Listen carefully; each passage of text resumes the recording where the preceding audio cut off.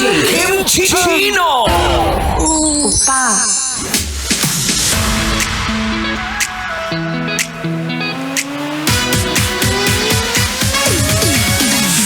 And yes, nagbabalik na po ang Spicy Opa mo na si DJ Kim Chino para umpisahan at pangalawahan ang ating mga pinag-uusapan. Ito yung sinasabi natin na madaling makahanap ng kadate pero nakahanap ka nga, hindi ka naman sinipot.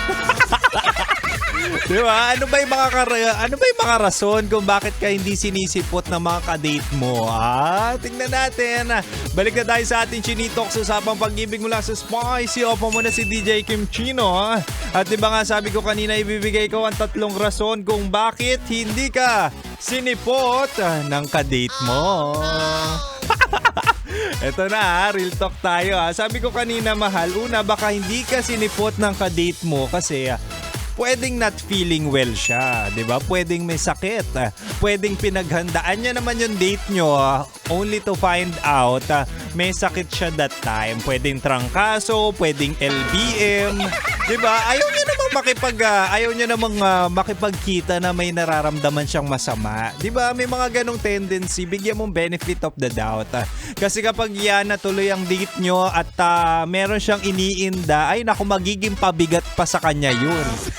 O pabigat siya sa'yo. Diba? Ganun naman yun. Kaya mas okay na. Cancel na lang or resched. Diba? Pwedeng ganun. Eto na.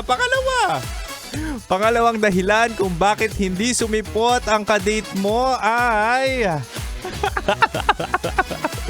iba ang itsura mo sa social media at iba ang itsura mo sa personal. Ito yung sinasabi natin, mahal, na minsan bawasan natin ang paggamit ng filter. Minsan, mahal, huwag tayong magpapalin lang sa social media at huwag tayong magpapakain sa social media, diba? Hindi mo naman kasi madadala talaga yung filter o kahit anong application app, editing app yan sa personal. Kaya minsan kapag nakipag-date at talagang sinabi mo ang iyong suot, kung ano ang kulay ng iyong suot, ay nako, titignan ka na yan agad sa malayo. At kapag nakita ka, naggagawin niyang reference ang cellphone niya, no? Ang picture mo sa social media. At syempre titignan sa'yo, ay might as well talaga nga naman magugulat yan. Yan ang sinasabi nating catfishing. Iwasan natin yun, mahal. Iwasan natin na kung saan minsan dinedepende natin ang ating mood, dinedepende natin ang confidence natin sa social media. Kaya ang ending, nagkakaroon ka ng masamang mentality to the point na dapat perfect lagi ang itsura natin sa social media na hindi naman natin mapapangatawanan sa personal. Kaya ako personally, lagi ko sinasabi yan kapag pumapasok din ako dito sa office sa Love Radio. Sinasabi ko lagi, okay lang kahit wag mo nang filteran kapag bibidyohan mo ko para hindi sila magulat o mabigla kapag nakita nila ako sa personal. 'Di ba? Ganong mindset na tayo. Tandaan nyo, mahal, kung mahal kayo ng tao, kung jojowain kayo niyan, kung aasawahin kayo niyan, dapat tanggap ka kung ano yung itsura mo talaga. Diba? And always remember na ang tamang tao ay talaga nga naman tumingin man sa itsura, okay lang. Basta tanggap ang iyong pagmumukha. Diba?